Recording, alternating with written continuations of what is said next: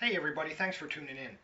Today I wanted to give you a closer look at a very brief segment of 16mm DAC motion picture footage from the NASA archives that was originally shot back in July of 1969 during the flight of Apollo 11. And the footage was taken through one of the windows of the Command Service Module during what was called the Trans-Lunar Coast, or TLC phase of the mission. And this was the 3-day period when the astronauts were crossing the almost 400,000 kilometer Cis Lunar void that separates our Earth from the Moon. And at some point during this outbound journey through Cis Lunar Space, one of the Apollo 11 astronauts did some unscheduled shooting with the 16mm DAC motion picture camera, and in the process managed to film several unidentified objects outside their spacecraft. And to show you what I mean, let's first just have a look at the raw segment of footage exactly as it's archived and shown by NASA in their Apollo archives.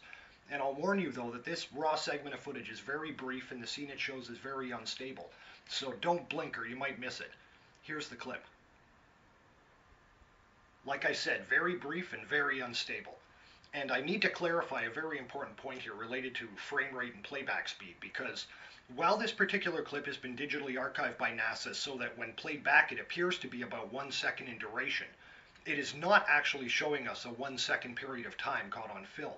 This clip we're examining here is actually time compressed stop motion footage.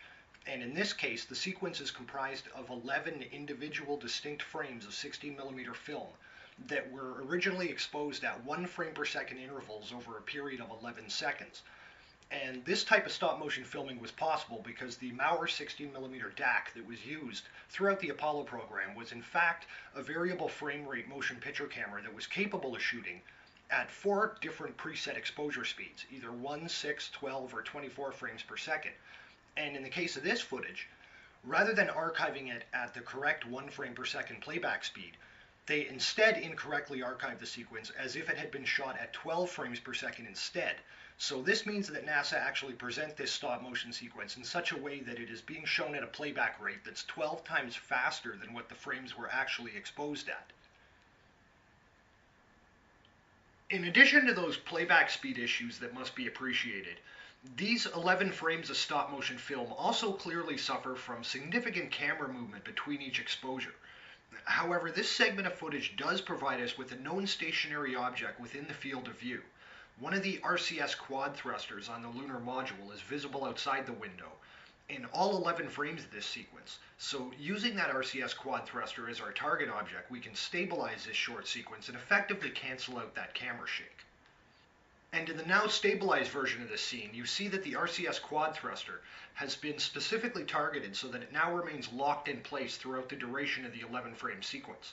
And with the shake removed, you can now see more clearly that the several unidentified objects are moving around outside the window.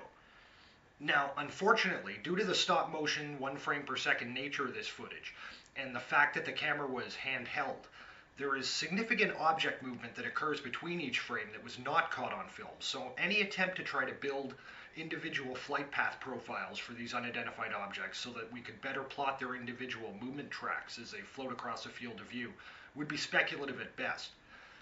The available evidence in these 11 frames simply lacks the required movement data to ensure the accuracy of the flight path tracks, so I'm not even going to attempt to do that here.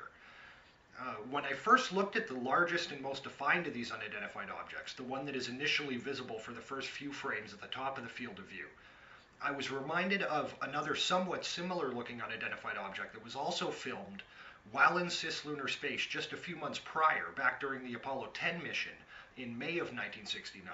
And in that case, the unidentified object, which was visible above the lunar limb, was filmed from the CSM using the 70mm Hasselblad still camera.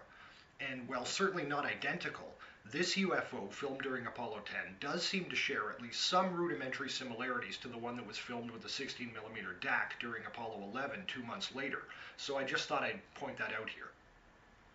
Whatever these objects are, they are clearly flying free in space, and we can say with certainty that they are definitely not any declared satellites or known debris. We don't know what they are, where they came from, how they got there, where they're going, or what they're doing there. And that, by definition, puts them into the category of being unidentified.